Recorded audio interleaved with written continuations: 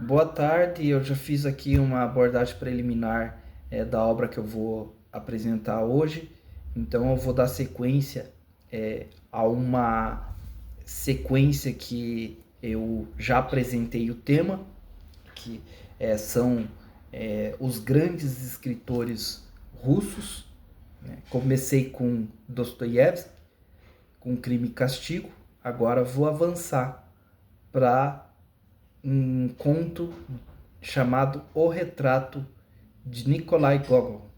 Então, assim, eu vou começar aqui com uma pergunta que um dos inscritos aqui fez aqui. Por que que os escritores russos são tão valorizados e estudados? Se existe algo tendencioso nisso ou não. Geralmente a gente, por desconhecer muitos aspectos da cultura russa, acaba fazendo realmente esse tipo de questionamento, né? O que a gente tem que levar em consideração que essas histórias eram descritas por esses autores no começo lá do século XIX, e não existia ainda o advento da arte cinematográfica, que começou a ganhar força a partir do primeiro filme dos irmãos Lumière, os dois franceses que fizeram uma história, um roteiro para um dos primeiros filmes exibidos em uma sala de projeção de imagens, que se tornou a cultura do cinema futuramente com o filme A Viagem à Lua. Então, eles escreveram dentro de um outro contexto. Já existiam outras formas de arte, como a ópera, o teatro, só que eles escreviam sobre situações até autobiográficas, coisas que se entrelaçavam com a realidade do qual eles viviam e com os pensamentos e reflexões que eles mesmos faziam. E isso fez com que boa parte dos escritores russos, eu estou aqui com Gogol, mas eu já apresentei Dostoiévski, o próximo vai ser Lev Tolstói, todos são autores de características bem diferentes, com poucas similaridades, não são semelhantes, só para demonstrar que havia uma certa diversidade na forma de escrever histórias, e essa diversidade está presente nessas literaturas que eu vou apresentar. Esse conto, O Retrato de Nikolai Gogol, vou mostrar aqui novamente aqui, ó, a capa dele aqui, né? Conta a história de um artista que vivia em extrema pobreza, e um dia, mesmo assim, com toda a dificuldade financeira que ele tinha, ele leva para casa uma, uma, uma obra, e não entende por que ele levou aquele quadro tão estranho para sua casa. E daí ele vai trabalhando e aperfeiçoando um pouco mais essa obra aí.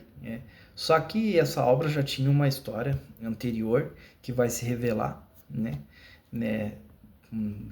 durante o desenvolvimento da história, né, que basicamente, o que é esse retrato que parecia ter até formas vivas, o que esse retrato trazia? Ele foi vamos dizer assim, um auge de inspiração e de profundidade na hora de transpor para a tela essa arte, esse desenho, né? Que era nada mais, nada menos a inata e mais profunda e fiel personificação do mal, que era o mal, né? Sendo que esse artista que desenhou esse quadro já tinha feito obras, vamos dizer assim, sacras, né? Que todo mundo se encantava com a beleza delas. E essa obra, ela traz, vamos dizer assim, uma atração, né? Justamente pela ausência de beleza e pelo que ela transmitia, mas ela transmitia isso e expressava com muita realidade.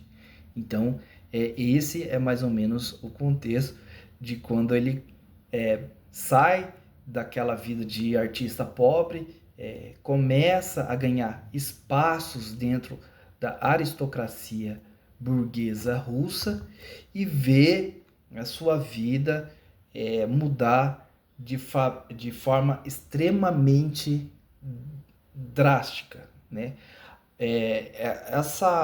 Você pode sentir, né, na escrita de Gogol que ele vive num estado de duplicidade. Olha o duplo aí de Dostoiévski aparecendo também, né? Que a gente vê essas peças se encaixando, né? Quando a gente trata a respeito da literatura russa. Então, assim, ele conta histórias extremamente excêntricas, né? E que lembram muito histórias como Franz Kafka, que foi o autor de O Processo e o autor de Metamorfose também, que eu já fiz um vídeo aqui a respeito de Metamorfose e o Veredito juntos, né? Que eu fiz uma abordagem de dois contos ali de Franz Kafka. Então, assim, ele tem semelhanças muito marcantes com essa forma de escrever, que está presente também no austríaco Franz Kafka, que também eu já fiz a abordagem aqui. Então, assim, esse ucraíno barra russo foi considerado o pai da literatura russa, né? Justamente por ele ser, né, um escritor que pavimentou esse caminho da literatura russa, que fez esses escritores serem tão recorrentes assim para quem um amante dessa arte maravilhosa que é a literatura, tá?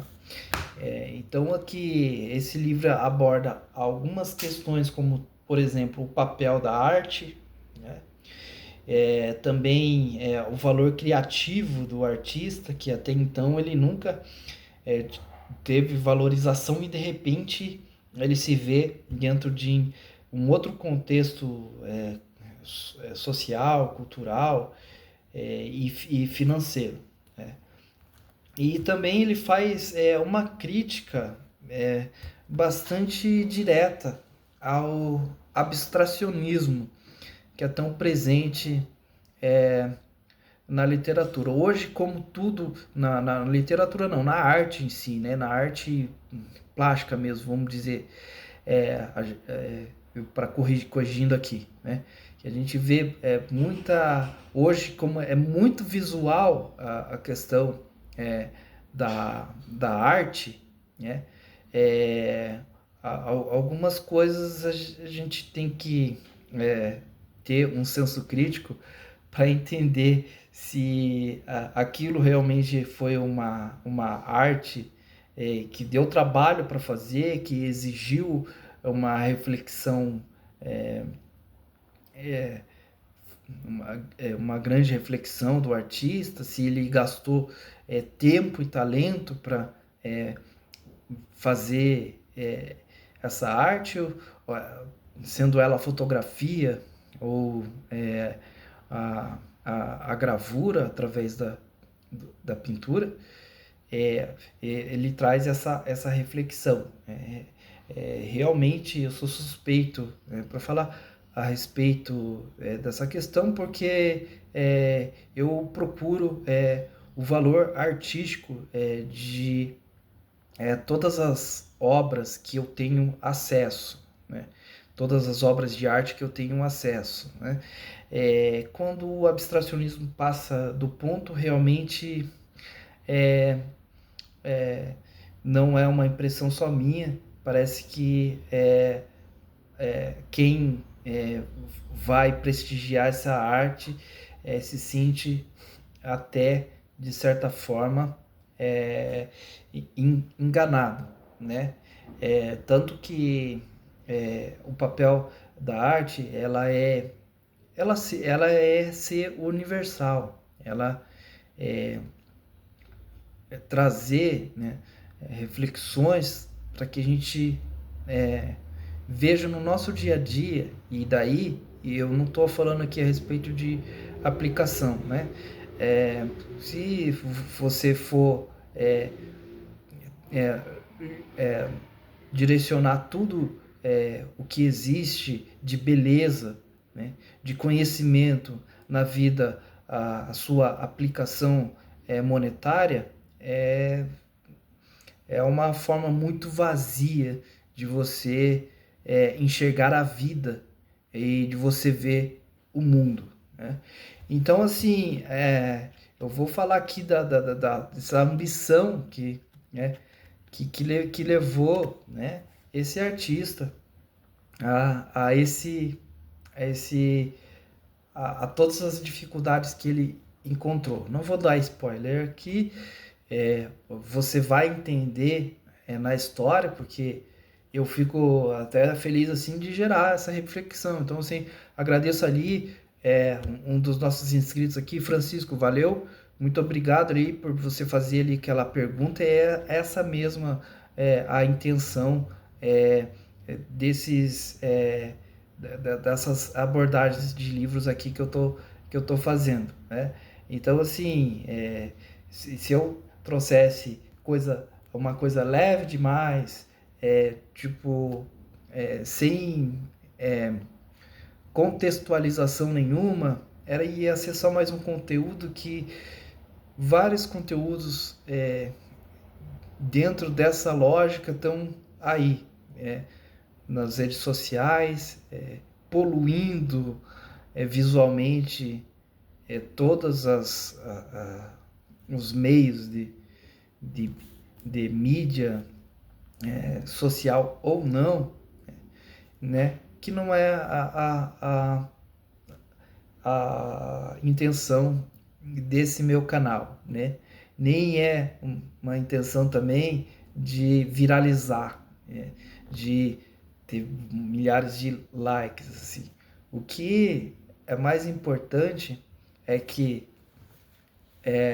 você descubra que a literatura está aí, ela é acessível, ela está próxima das tuas mãos. E mesmo que haja todo avanço tecnológico, sem a interferência do intelecto humano, essas inovações não servem para nada, né? Tanto que nós vemos aí, enquanto alguns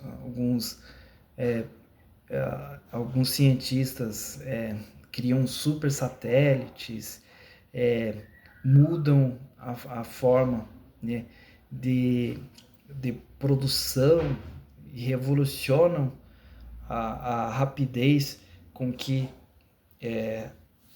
as coisas são criadas.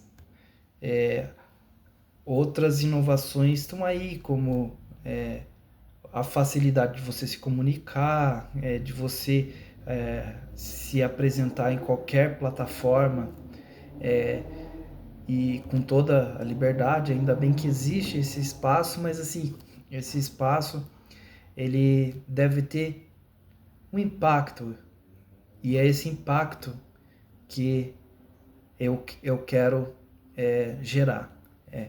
Pessoas que questionem as coisas, ou vivam, ou enxerguem, ou criem uma forma mais criativa, mais bela de enxergar a vida. Ele trata ali da ruína do artista, que é uma coisa que infelizmente está presente em quase todo artista que tem a sua genialidade, né?